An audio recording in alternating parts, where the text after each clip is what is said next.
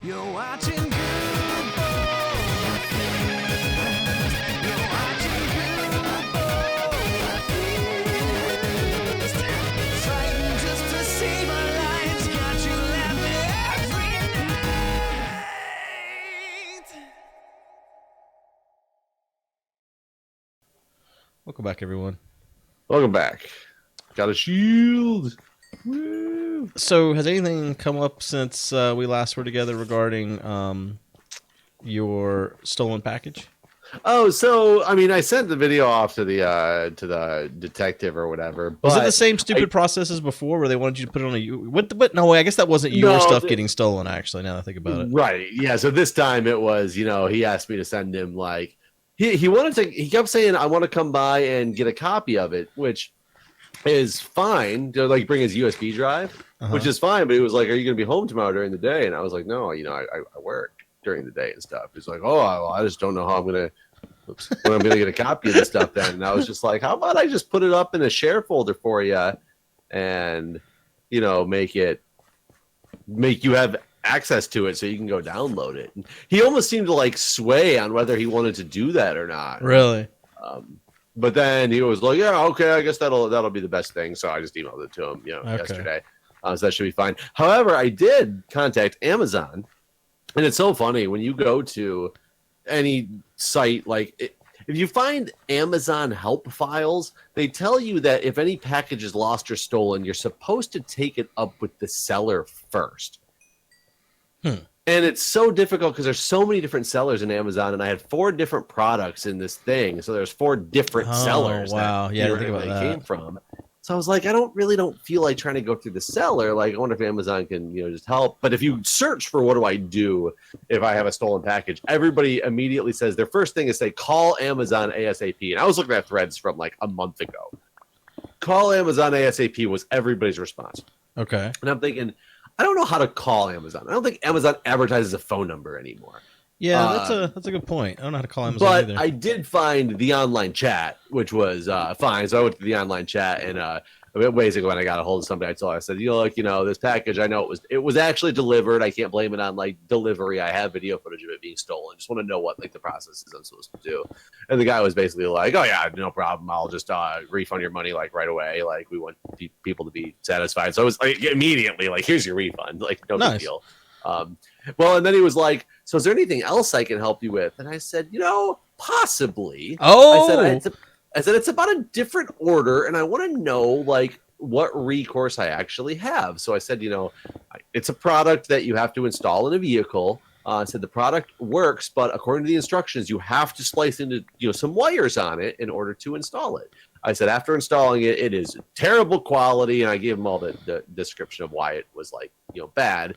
And I said, so I contacted the seller. So I was trying to go through the seller, like it's all through Amazon's chat system. So it's like they have record of me, contacting the seller and everything. And I said, once they found out that I had done what the instructions tell me to do, they told me they won't return it anymore because it's been opened and modified.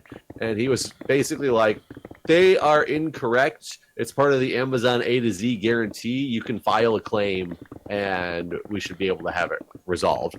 And so I filed the claim, and today I got a shipping label to return the product. wow. Nice. So I haven't returned it yet because it just came today. I Right. got to pull it out of my car and everything. But it says in theory that Amazon has until, it's really strange because it's filing a claim, but it's automatically like a refund request. Right. So it says Amazon has until September 19th or something like that to decide on the claim. Yet I got the shipping label from the company today via email. So I'm wondering if it just went as if you hit the refund button and they just sent me a shipping label as per the way you would refund something normally, and I'm still going to run into a problem when they receive the product. For me, every time I've ever returned anything and to get a refund or whatever, when I get that shipping label, it has built-in tracking, and once it's delivered, I always instantly got the refund. Oh, so let's hope that happens. And maybe since there's a claim on it, maybe Amazon just has the ability to pull back that refund. Maybe that's part of the fine print on it or something. I'll have to find out when. I haven't read the shipping label email. I just saw it said I had a shipping label from the person. So that's good. And I mean, I'm glad Amazon's a company like that. And it's funny because he specifically said, what the seller told you was incorrect and it's not part of the Amazon A to Z guarantee. So they basically are saying pretty much you should be satisfied no matter what. And we will make sure that that's the case, which is awesome of a company to do. And I, just hope that, right now, Amazon, didn't they just cross the $1 trillion company threshold or something like that? Yeah, I believe I read an article on that the other day. So who knows, maybe in 5 years, they won't be as somebody's got to assume that there's going to be another competitor that's coming into the market. I don't know, man. Amazon. I think Amazon and Disney are gonna, and like Visa are gonna fucking. I think Disney's already going downhill, though. No, God, no. Disney's shit. Disney. You're a Disney fanboy. I no, it's not even that. I mean, like fucking, like when they just acquired Fox. I mean, that's just another. So that was So you're right on that. That was a very strange. I was not anticipating that. It's because even just going to Disney last year, for the Extra Life event and everything, I was like, man, Disney is not what it used to be. Like, it's not nearly as, in my opinion, not nearly as popular. I still don't feel that there's the brand recognition for kids anymore. Like you seem to think that there still is. And, I've looked at the stats, and I have a friend that actually works there as an intern in college, and he was talking about this the other day too. I've looked at the stats, and they continue to raise prices. And the reason why they're raising prices is because they can't accommodate the number of people that want to go to Disney anymore. Oh, so they're trying to keep people out, essentially? Right. They cannot deal with the number of, their growth is so great that they can't deal with it, and they don't know what to do about it, basically.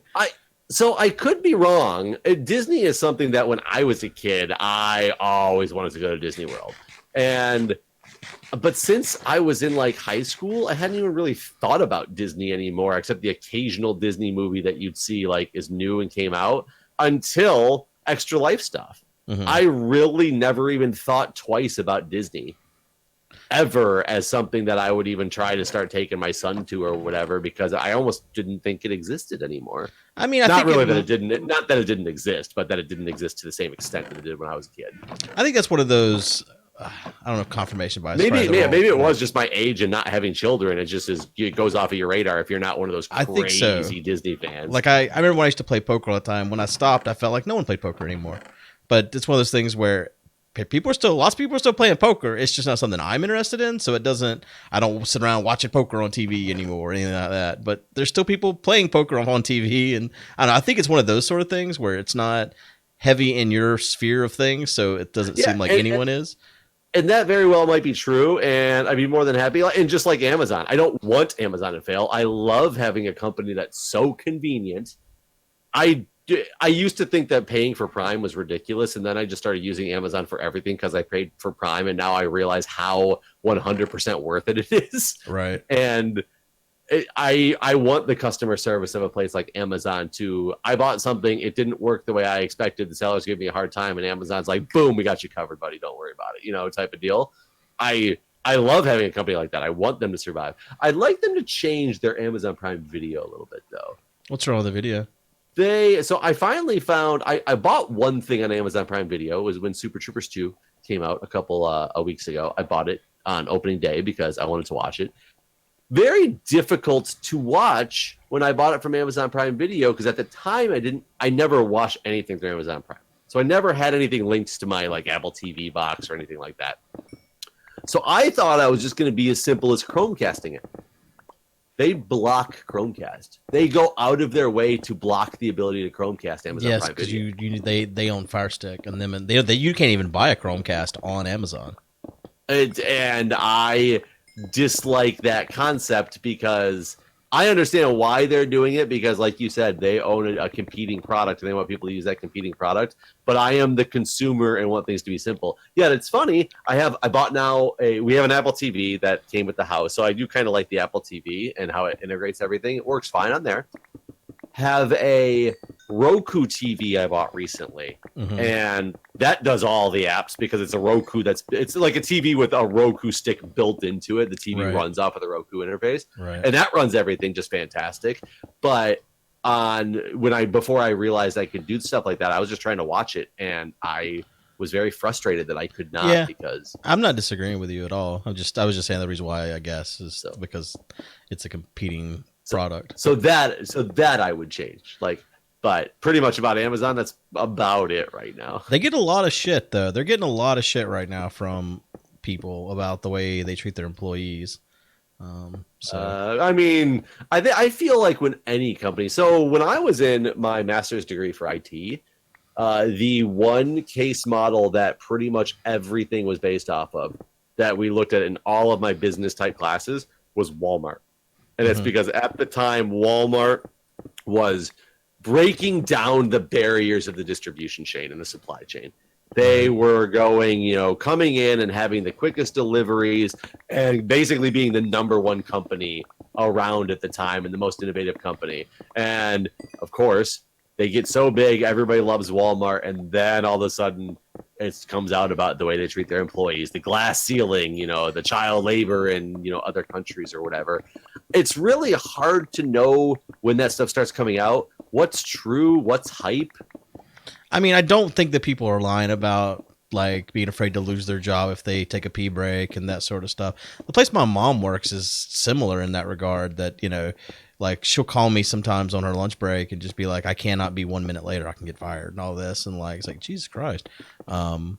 So I don't know. I tend to believe that what people are saying about Amazon is probably true because they run a well-oiled machine, and the shit that we expect, half the shit you buy, you get the next day. If not that, it's 2 day, and it's free shipping usually. Yeah. So I don't know. The logistics behind that requires that they probably have a pretty strict way of managing their employees. Well, I do know that HQ2 for Amazon still has 3 possibilities on the list of being in the DC area. And one of the places that they're actually I've heard that they're thinking about building in is about 4 blocks from my house. Oh, wow. And I would love that so much because I bet that would skyrocket my home value. Oh, huh. I might not live here anymore, but I could either sell the house for a shit ton more or sell it to Amazon or whatnot. Yeah, I probably wouldn't like the increased things it would do to this part of the neighborhood. But your taxes would go up. You think so? Well, yeah, your property taxes. If your home value goes up, your property taxes go up. Oh, property taxes, you mean? Okay, yeah, I got you. Yeah, and our property taxes actually are pretty cheap in DC. It's really funny. They are almost triple going out to Maryland than in DC. Really? Yep. I would. You know what? I would not. Politicians. I mean, it very well could be politicians. And most of the politicians don't live in DC. Oh, yeah. I guess that's true. That was just a guess. Yeah, a lot of them, besides the vice president who has to live at Naval Observatory. Does he?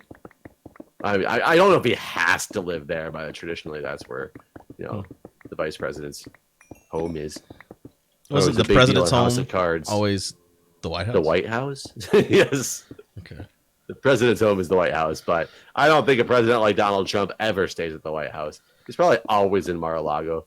Well, I mean, I thought that was known that he pretty much is spending most of his time in Florida. You still got it reading to you? Yep. Just because it's funny. So I got a question. Me asking if you got it reading to you, it made me think about this. Do you think for a child, so I'm supposed to read to my daughter, we're supposed to read at least 15 minutes a day, which is nothing. I mean, we would read way more than that on average. But today we were busy. But anytime we go anywhere, we listen to an audiobook, always. Is that considered reading? No. You don't. So you don't think that would? How is that different than me reading to her? Because I'm supposed to read her 15 minutes a day, but if you're saying that someone else is doing the reading... supposed to read to her? I thought you were supposed to go have her read. No. I mean, normally whenever you do read to her, you are kind of expected to like show her the words. And so if either she's reading or I'm reading and she's looking at the words as I read, normally, but not always. Sometimes she'll be just laying on the bed while I read. So I'll be honest, I've never brought this up with her before, but I've always wanted to. I just know it'll start a big like weird argument. It's all about, we should read to our son. We shouldn't inhibit him. At night, he wants to go to sleep, and he pulls like 15 or 20 books into the bed and wants to read every single one of them. He gets bored with some halfway through, but he tries to delay going to sleep by just forcing like another book in your lap to sit there and read to him, which is cute and fun and all. But I was trying to explain about how, bedroom hygiene and bed hygiene, you got to make sure, we can't just let him realize he can get away with not going to sleep because we sit in bed and just keep reading until he's done. We have to put X number of books, put a limit on it so he's got a routine and doesn't keep stretching it out, Yeah, I can agree with that. He'll get used to that. But in the concept of reading itself, she's always like, why don't you read him a book? Jack, stop watching TV. He likes watching like trains and stuff on YouTube now. He just goes choo choo. He'll play like train videos and all this stuff. It's really cute. But that's enough screen time. That's enough screen time. Read a book with daddy or read a book with mommy. And it's like, if you just put on a book type thing that had subtitles on it, what really is the difference? I guess as long as that's not the primary form of entertainment. Ow! Just please stop beating me. I'm not 100% agreeing with you, but I'm kind of agreeing. I was trying to take out those 2 blocks, and he walked in front of me as I tried to do it, and then I was like, okay, he walked in front, and then he turned around and walked the other way. Trying to save my frames. I don't know what's wrong with my computer, but these blocks. I can tell every time your inventory's full. That's insane that you're not running the server in your basement or something. No, right? not anymore. I mean, I think as long as that's not the primary form of entertainment, and the reason why is whenever they get old enough that they can read, if their expectations are I can be entertained by television always instead of a book, then I think I think you've messed up basically. Because I think reading is probably the most important thing for a child to be able to educate themselves and so bringing that back to your point, then it is slightly different, but is listening to an audiobook the same as reading to your child? From the child's perspective, not from a parent's perspective. I don't mean from like, Guude, are you putting your parenting off to all right, from the child. So okay, I don't think it's 100% as good. Like that's what I was going to say, regardless of where we went with this. I don't think it's as exactly as good, but like whenever it comes down to me writing whether or not we read for 15 minutes tonight, I did write down that we read for 15 minutes tonight and in the reading journal, and I wrote down that we read the Penderwick's book, 'cause that's what we're listening to right now. But I don't know if the teacher would consider it the same, because there wasn't a book present in this occasion. Well, but I do not think it's as good. I think that I always think that having a physical book, and the child seeing the words and that sort of thing is going to be better for them to learn than anything else you can do. But I do think like if you're watching like a show, like I think whenever a child's real young, if you have subtitles on your TV, that's kind of a smart idea too, because they see the words, and it helps them learn to read. Yeah. Well, there's apparently there's a movie or a story that tries to take the weird approach, the opposite of, currently everybody, talks about, everybody's so glued to electronics and, they just become zombies looking at computer screens or watching TV or whatnot. Mm-hmm. It takes the movie from like the concept from a backwards perspective and kind of goes from the future to back in time. I never saw it. I saw a synopsis of it. I thought the concept looked really cool. And it was basically people like thinking that kids were zombies because they were entranced in these pages that were always linear. They never changed. And like, you couldn't, take the story a different direction because it was a future from when you had like interactive movies that you could make the plots move in different ways and all that stuff. And I was like, that's a really cool concept of taking common concepts but the opposite side of the common concept to almost show as the bad thing.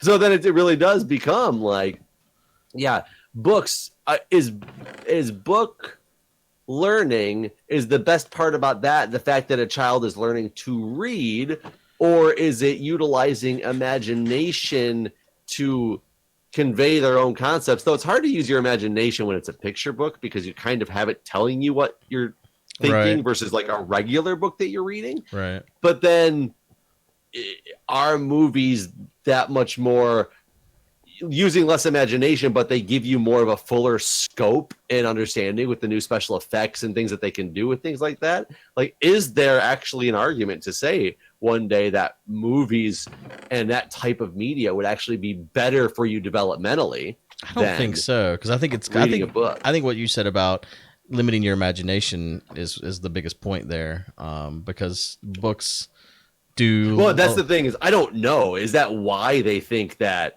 reading is good? Is it about imagination building? Is it about like strictly about trying to learn how to read and what words mean? I don't know. Well, I think the reason why the reading is so fundamental is just because all learning you have to be able to read. Like no matter what subject or what thing you're trying to learn, if you can't read, like you can't learn.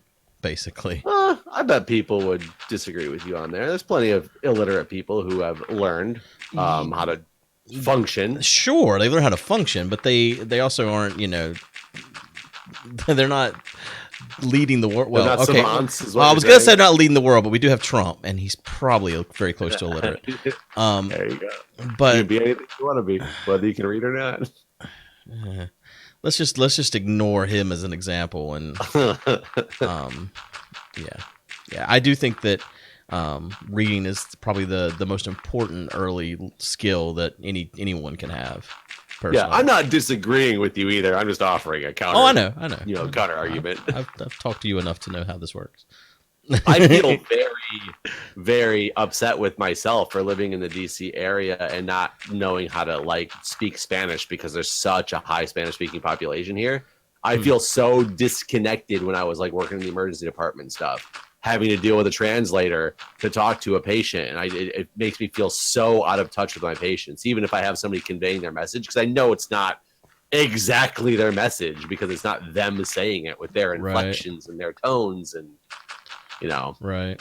Yeah, I could see that. So I would love to learn how to, whether it's even just comprehension or reading, because people come in often with, paperwork about something in Spanish that I wish I could read to understand what it was trying to tell me and what they were trying to tell me. So I can't understand Spanish. I've tried. I took 3 years of Spanish in high school, and I think there's just certain people are just wired a certain way or something, where like everyone I knew that was really good at language, the way they described it is they thought in the language, like they didn't think in English and then like calculate how to go from English to Spanish, which is what I always did. Because I was like actively translating in my head versus just thinking in the language. And I never could do that in the Spanish. Yeah. So I don't know. I think it's kind of like people that are good at math versus art or whatever. I think there's just people are wired differently, and I tried really hard, but I just never could. I would agree as well, and I also feel like I took Spanish. We had Spanish given to us in middle school for all 4 years of middle school at my school. You took Spanish, and I don't remember a goddamn thing from that class. And I think part of it's the stupid thing is they teach you how to like conjugate verbs and like and all the possessive stuff. I, you, he, she, it, we, you, they, like that type of stuff, and how to change words into all those different meanings, as opposed to just teaching you like how to speak how to start communicating in a language. They would get way too complex with the idiosyncrasies of how to change the verbs to deal with, like, what if you're talking to a single person, it's this, or a plural people, it's this, but what if it's a mixed crowd of men and women, you got to say it this way. And if it's just give people some of the basics to build off of first, and then get into the really tricky stuff, in my opinion. Yeah, I mean, I never thought of it that way, but maybe because I mean that's what I always got kind of flustered with, the whole like, well, fuck, it's now I'm talking to a woman and it's got to be this way, or yeah. I hated Spanish. I ended up dropping out of the fourth year Spanish. It wasn't a requirement. 3 years were all it was required, and I was like, oh, I'm done. Well, and then I took 2 years of French in high school, or yeah, when I got to high school. Mainly because it was the only thing that fit in my schedule, and I don't remember a goddamn thing from that either. But I took some cool trips to Quebec, and That's cool. I've been to Canada. Oh wait, yes, I have. I've been to Canada plenty of times. I lived at the border. I only went for that Extra Life event one time. Yeah, I went a lot when I was 19 to drink. That's funny. It's true. Well, I guess we can end it on that note. Jeff, All the right, Canadian everybody. alcoholic. That's me. All right, thanks for watching, everyone. All right, see you guys.